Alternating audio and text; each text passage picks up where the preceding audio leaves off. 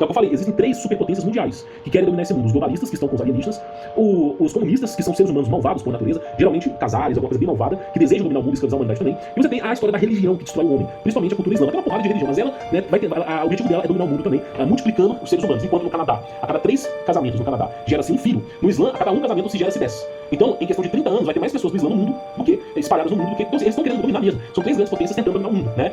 É uma disputa de três grandes reis tentando dominar o mundo. E aí, é evidente, a Rússia também está adotando medidas drásticas, né? Isso, especulando, para que não venha a ter essas bases subterrâneas debaixo aqui do país deles. E você vê que essa história de Gravitron é uma coisa que é contada em filmes, mas né, que realmente faz jus à verdade. Que de duas uma, ou é real, ou os caras estão tentando tornar real, que é um dos dois, meu irmão. E você vê, ó, né? Que basicamente são essas naves que atravessam esses túneis aí, tá lá embaixo. E quantas vezes que eu não falei aqui dos índios Cherokees sobrevivendo, os Apaches, contou a história do povo das estrelas, né? Que fala que eles sobreviveram à inversão magnética se abrigando no subsolo da Terra, né? Então só pra você ver mais ou menos a questão aí. A entrada pode aparecer aberta, né, de uma só vez, e depois desaparecer de uma vista completa instantaneamente. É aquilo, meu irmão. Eles conseguem, atomicamente, juntar uma pedra na outra, e você nem sabe que aquilo ali é um portal, é uma porta. Eles têm tecnologia pra isso. Se os caras têm tecnologia de teletransporte, você não acha que tem tecnologia de camuflagem, não?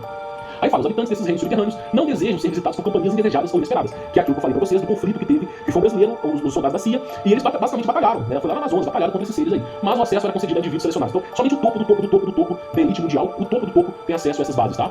Aí fala, de acordo com textos antigos, a entrada do submundo era tudo menos fácil.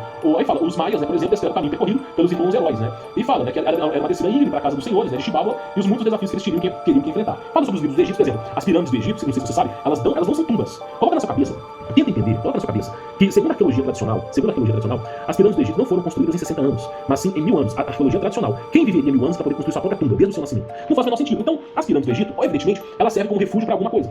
E principalmente elas são bases subterrâneas. Isso é contado, é explicado. E aí eles falam sobre coisas, por exemplo, os egípcios, esses livros também, que dão acesso a subterrâneo, né?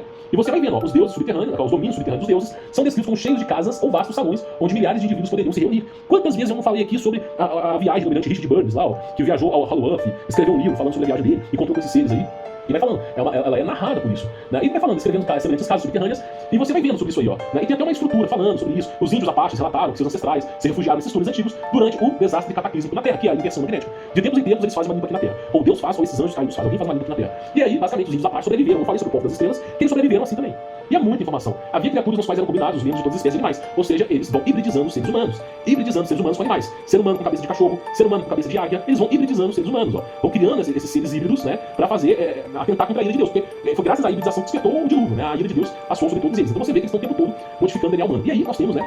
É uma representação dessas bases subterrâneas, desses túneis. A gente sabe, óbvio, que eles têm essa tecnologia para perfurar, que tem essas filmagens aí, ó, de caminhões no meio do lugar fudido no México, 3.000 habitantes, uma base militar do lado, e túneis subterrâneos, né? E você vê que tem alguma coisa por trás. E aí surge a ideia do quê? Que eles estavam expandindo essas bases pra Rússia também, só que aí o Vladimir Putin não queria, não, tá? E aí começou esse grande interesse aí.